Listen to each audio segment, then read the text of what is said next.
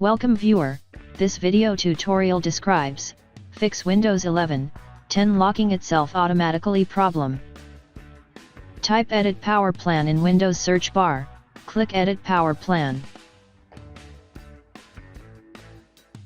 Click Change Advanced Power Settings.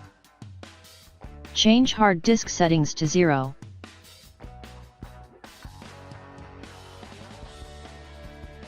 Click and expand PCI Express, click and expand Link State Power Management, change to off. Click and expand Display, click and expand Turn off Display after, change to 0.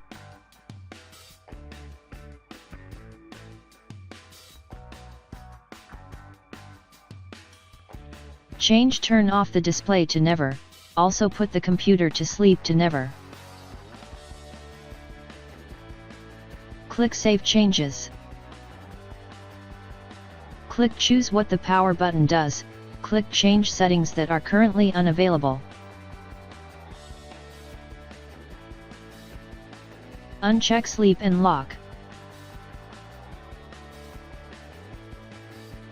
I hope this tutorial helps to you. Please like, share and don't forget to subscribe our channel. Thank you very much. See you next video.